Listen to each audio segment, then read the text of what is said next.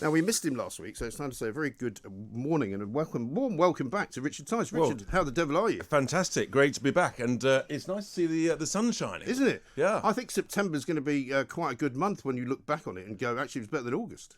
Without a question. I mean, the sun just didn't shine in London at all during August. No, but, it's brilliant. But, yeah. I mean, presumably this is all down to Insulate Britain, who've managed to create even more pollution, thereby creating a beautiful blue sky for us to look at. Don't start. I mean, it's just unbelievable what these people think they are doing. It really is. I think it's actually driving the whole nation mad. I think it is. At a time when there's some serious challenges that everybody faces with the energy crisis, with the bills going up, and these wallies, these complete selfish, disruptive clowns, Which is entirely what they are. Just thinking that they're helping. They're not at all. They're stopping people getting to hospital appointments, getting to operations. They're stopping people earning a living. They're stopping businesses operating. Yeah. Everybody's trying to do their bit to get the country moving forwards again. And these folk are literally trying to stop the country and draw it to a halt. Well, they're interrupting the business of commerce, aren't they? They're interrupting everything. Yeah. And they are. I just think it's absolutely awful. We all support the right to protest. But that does not mean the right to disrupt and obstruct and to stop people earning a living. Right. And I think the government started with this injunction, albeit belatedly. Yes. But I think they've got to, they've just got to stop mucking about now, and the police have got to literally. I think they've just got to lock them up. Yeah, I think they have to, because at the end of the day, they're not going to stop, because most of the people who are involved in this organisation appear to be unemployed. Most of them seem to be living in council houses or housing association houses. They all seem to have benefits. I say we stop them having any of those benefits. If you want to have a council house, I'm sorry, if we catch you demonstrating again, you're out. And you're going to go and live in a tent on Clapham Common. I mean, it's almost as though they've actually got a job, which is to protest. Well, maybe somebody's paying them. Well, who knows? Maybe someone's paying them. I mean, we know that Extinction Rebellion were paying people, weren't they? I think it was not this summer. We do know the that. One before. There's sort of suggestions as to who might be paying them. I wonder whether rogue overseas people or states or sort of interests might be, deliberately winding the situation. Who knows? Yeah. But so you've got some people who are on benefits, but I understood there are other people within this mob who actually are incredibly wealthy. They've got property portfolios. Oh, this is the guy from The Sun yesterday, right? The whole thing is, I think it's driving people mad. It wouldn't surprise me if actually people are so cross, they're deliberately just putting their foot on the, just to sort of. Well, there will. I mean, I'm afraid something driver. like that will happen, because it's very frustrating being a driver in Britain at the moment anyway, because the road systems are not coping with the amount of traffic. Particularly here in London, because Sadiq's halved the amount of road space. Well, I mean, when I keep hearing that there's no HGV drivers and there's not enough people to drive, I mean, there's no shortage of HGV lorries everywhere you go. And every time I look on Twitter, I see people saying, I've been trying to get a job as an HGV driver, and there aren't any.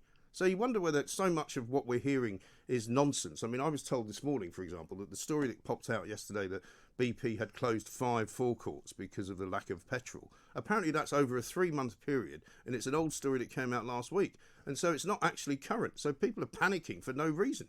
Well, I think we have, BP have got to, in that case, got to clarify it, because there is nothing worse, actually, as you quite rightly said in the intro, than creating an unnecessary sense of anxiety, concern that may lead to panic. Actually, as has been said, there's plenty of food, there's plenty of fuel. There's just the issue of distributing it. But if people are just remain calm, rational, then actually it will be fine. And occasionally, if there isn't 101% of everything on the shelves, it's not the end of the world. We've just got to get a sense of perspective. Well, this is it. I mean, when we, for some reason, McDonald's ran out of milkshakes and people were actually complaining, I'm going, just don't have a milkshake. Yeah. Or if you really want one, go somewhere else and get a milkshake. How about just have a glass of milk or a coffee? I mean, it's not as if you're dying. It's about having a sense of perspective, which is not what we saw when Boris Johnson was talking to the UN. I'm glad you brought that up, because I was rather taken aback that he had a go at Kermit, who was universally loved by everybody. Well, exactly. I mean, Kermit is, as you say, a joy and a pleasure to listen to and watch. But actually, the truth is, Kermit was right. Yes. It's not easy being green. It's not easy going green. And what I was appalled by was the Prime Minister's suggestion that going green was lucrative. Yes. Well, let's just remind ourselves that Do you think that was a Freudian slip? Well, I think actually he really showed himself It may be lucrative for Vladimir over in Moscow. It may be lucrative for big businesses, those that own energy generating. Yes. And also companies. these subsidised green energy companies. And the renewable, these subsidised overseas owned private equity groups that own all the wind farms and the solar farms. Yeah. But let's be very clear, it's incredibly expensive for tens of millions of families up and down the country facing hundreds and hundreds of pounds of increases in fuel bills this winter. It's not lucrative for them. It's painful, it hurts, and people are genuinely very, very concerned. And the other thing to remember, which again I don't think there's been enough focus on, is that many businesses who are not protected by any form of cap are literally cutting operations, stopping operations, activities. We've heard about it with British Steel, for example. So then what happens? Well, maybe the Chinese owners of British Steel, which is another story, but I think is appalling in itself, maybe then say, oh, terribly sorry, energy is too expensive in the UK, so actually we're going to move the whole of British Steel operations back to China. Yeah. These are all the unintended consequences. Right. You've got, obviously, the issue with CF fertilisers. Well, how do we get to that point where you have one company that shuts one operation down and suddenly the whole supply of CO2 is in jeopardy? It proves the flaw in the last 2 to 3 decades of government thinking that global just-in-time supply chains will always work. That's fine on a sunny day when everything's doing what it says on the tin. Yeah. But the moment there's a hiccup somewhere along the supply chain, then everything stops very, very quickly. If you run everything hot all the time, at some point it's going to break, and that's what we've seen. And it just shows the unintended consequences. The idea that one relatively small business that is responsible for 60% of the CO2 production, and it is confusing. Most of us think we're trying to reduce CO2 emissions, and yet one company is now being paid by the taxpayer, thanks to Kwasi Kwarteng, being paid to produce CO2. I mean, it is a bit ironic. It's very ironic. It's a bit mad, isn't it? It really is. And also, I don't like the idea of Kwasi Kwarteng getting up in the House of Commons and saying the lights will not go out in Britain. Yeah. Because you just go, we're going to be playing that back at some point in the future when the lights do go out. Because I said it last week on my show. I said, when he says there's no immediate concern, you know that there's an immediate concern. Because, well, it's like them saying, don't panic, But what about the other thing, though, Richard? Because you're a businessman and you are, I would imagine, a relatively purist when it comes to economics. Are you comfortable with the government subsidising these businesses in the same way that we were being asked to possibly subsidise energy businesses that were going bust? I'm not. I don't think we should be subsidising. No, when you've got an issue which is of what I call strategic resilience or strategic importance, which clearly the production of CO2 in order to to continue the food manufacturing, slaughterhouses to continue for meat and things, use it in hospitals, things, then clearly that's nationally important. So you've basically got to be pragmatic and you've got to solve it. And so I have no issue with that at all. But what I do have an issue is that this government, Conservatives have been warned for years and years and years that we were running a very irresponsible energy policy. The idea that we outsource all of our gas storage to the Netherlands, lovely people, but again, the moment there's a hiccup and there's a shortage of gas everywhere in Europe, do you think they're going to send our gas back to us? No. Of course not. They're going to use it themselves. I mean, it's just nuts. So we've literally got, I think in the UK, we've got about a tenth of the quantity of gas storage that most other European countries have got. We've got about a week's worth. Yeah.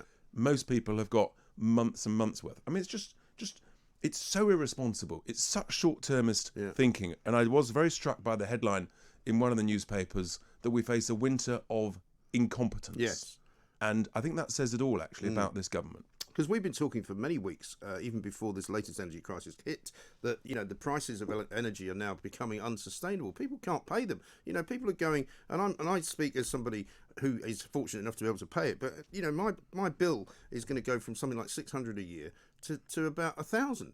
Now that is not sustainable for an awful lot of people. And let's remember, a decade ago, we were a net exporter of gas. We are now a massive importer of gas. Yeah. We are paying huge sums to prop up Vladimir's profits when we're sitting on our own gas, literally under our very feet across huge chunks of England. We've got 50 to 70 years worth of gas that was in the Conservative manifesto in 2017 that we would extract it. But because of the eco-zealots and the lobbyists... Well, more of these unemployed hippies who are going to stand around saying you can't do that, it's dangerous. They panicked the government, and so they've stopped it. we've got huge quantities of cheap gas of our own under our feet, and we should be re-looking at the new types of technology that make that safe and sensible to extract, because that is the way that we become self-reliant, which you need to be as a nation, on something which is so critical as our energy. But isn't it ludicrous that we have reached this point where we do appear to have a kind of let's see how it goes style government? They don't seem to have a real plan as such. They wait until something goes wrong and then they sort of throw money at it. That's not governing. That really is clowning around. I mean, that is short-term, what's going to happen today, folks, as opposed to some proper, contingent, long-term thinking. And I blame not only the Conservative ministers, but also senior civil servants, who part of their responsibility is to plan for the long term, to have the contingency planning. And it's in all walks of government, whether it's energy or whether it's what's the contingency plan for the NHS for a winter flu crisis. Well, we've got nothing sorted on that. You've got no capacity, you've got no contingency, you've got no plan B. And it is incompetence in every department, at every level of government, and it's just not good enough. And isn't it interesting as well that this week in particular, we're going to go to Denmark later on, and we'll talk about that in a moment, but this week in particular, COVID has barely been on the horizon in terms of any kind of political conversation. I don't think there was one question at PMQs this week about COVID, almost as though it's disappeared. Well, and in a sense, that's a good thing, because basically we've been saying for months we've got to live with this thing, and other challenges come around the corner, which of course they have, and they're biting us where it hurts. So I think that's a good thing. We are living with it. Yes, there's COVID around, but there basically will always be COVID around. And the reality is, again, it's about leadership.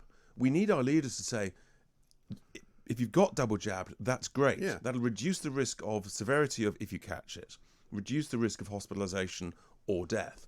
But the reality is that loads of people who've been double jabbed are getting it. So people need to understand that. It's not a source of concern. It's actually, natural immunity, having caught COVID, is the best long-term, strongest immunity you can have. Well, I'm having more and more conversations about you, Richard, with people who say, oh, so-and-so's got COVID, somebody that we know, and you end up sort of having this conversation, I can't believe I've never had it. And it's that kind of conversation people are now having. Well, that's because you're extraordinarily big and strong and tough. And basically, COVID took one look at you and said, I'm going elsewhere. My body's so toxic, I've said this before, that nothing can actually live inside it, including deadly germs. But no, the thing is that's now, the conversation isn't any longer one about fear, really. And I don't think people are frightened. And yes, people are vulnerable. And yes, they can make a judgment on that and not go out if they don't want to, or not go into dangerous places. But I think we're at that point now, aren't we? We are. But I actually think that's a good thing. I think people have had enough. They're facing real other challenges. You've got domestic increase in energy bills, and as I talked about, businesses. If the energy bills for businesses are too high and the businesses start to shut down, sadly, that's going to mean that people are going to lose their jobs. So this is really, really significant, and I think this story is going to. Is going to be the big topic for many months to come. I think so.